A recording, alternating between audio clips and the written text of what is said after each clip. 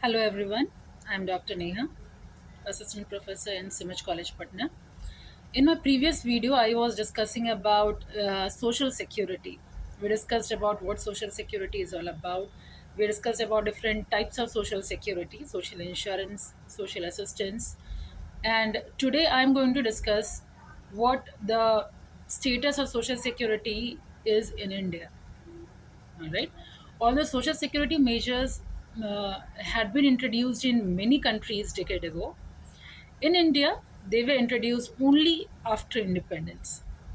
It was partially due to lack of official sympathy and the comparative weakness of the trade unions in pressing their demand for such measures. So, after independence, India declared itself a welfare state under the constitution, and as such, several social security measures were introduced. If I talk about DPSP, according to Article 41 of the Constitution of India, the state shall, within the limit of its economic capacity and the development, make effective provisions securing the right to work, to education, and to public assistance in case of unemployment, old age, sickness, disablement, and other cases of unserved wants. So, if we talk about social security, is an important step towards the goal of welfare state. Many state government have introduced old age scheme and other type of social assistance benefit. Several laws have been enacted since independence in the country for social security to the worker. So, if we talk about important social security law, uh, in this video basically I'm going to give you a glimpse about all the social security law in India. So today I will be discussing one of the law which you can say was the first one, yeah, first social security which was given, that is Workmen's Compensation Act 1923. So the government of India passed the Workmen Compensation Act, and this act, you can say that it is the beginning of social security system in India. So the main object of this act is to impose upon the employer an obligation to pay compensation to work for accident arising out of and in the course of employment. It also helped to reduce the number of accident, to give workers greater freedom from anxiety, and to make industry more attractive to worker. So the act has been amended several times. The act applies to all permanent employees employed in railways, factories, mines, plantation, mechanically propelled vehicles, construction work, and certain other hazardous occupations. It does not apply to members of armed force, casual workers, and workers under, or you can say workers covered under Employees State Insurance Act 1948. So the state government administer this act and are empowered to extend the application of this act to other classes of person or diseases not covered by the act. The state government have appointed labor compensation commissioner for the settlement of dispute uh, related to this case. So under this act, the employer is liable to pay the compensation in case of personal injury caused by accident arising of and in the course of employment. No compensation is, however, payable in the incapacity does not last more than 3 days, or if it is caused by the default of the worker, not resulting in death.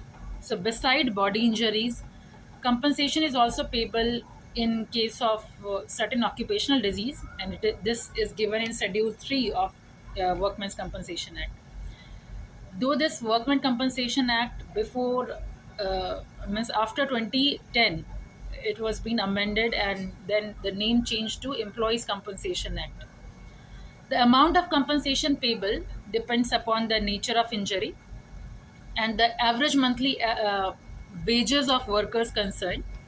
And for this purpose, injury has been divided under basically three categories, like causing death, or total or partial or permanent disablement.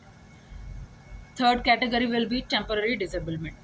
And the rate of compensation has been given in Schedule 4 of the Act. In order to protect the interest of dependent in case of fatal accident, it is provided in the Act that all cases of fatal accident are to be brought into the notice of Commissioner of Labor. And in case of admission of liabilities by the employer, the amount of compensation is to be deposited with the Commissioner. If the employer denies his liability, the commissioner must decide whether or not there is a ground of claim. The commissioner may inform the dependent, and it is open to them to prefer a claim if they feel so. So, basically, if we talk about Workmen Compensation Act, so any type of compensation which is arising because of body injuries or because of any occupational disease, these things will be compensated by employer. And basically it is divided into four schedules. If we talk about first schedule, in first schedule there is description of injuries. In second schedule it is talking about list of person, who will be eligible for Workmen Compensation Act. Like we already discussed that railway employers will be means they should be permanent employee basically. We in schedule third, if we talk about the occupational disease will be covered. In schedule 4, rate of compensation will be covered, means in what case what rate will be compensated. All these are been listed in the schedules. So I think this much glimpse of workman compensation is enough to understand the social security. So in my next video, I will be taking into consideration all other social security schemes, like there's also the Employee State Insurance Act, which is in year 1948. After that, in Insurance Act, basically all sickness, medical benefit, all things are covered. Other than even maternity benefit, disablement benefits are covered, dependent benefit are covered, medical benefit are covered. In detail I will be discussing in my next video. And after this, another law which is given in social security, which will come under social security law, will be Maternity Benefit Act, and this is given in 1961. And after we finish this, we will be talking about Employees Provident Fund Act 1952.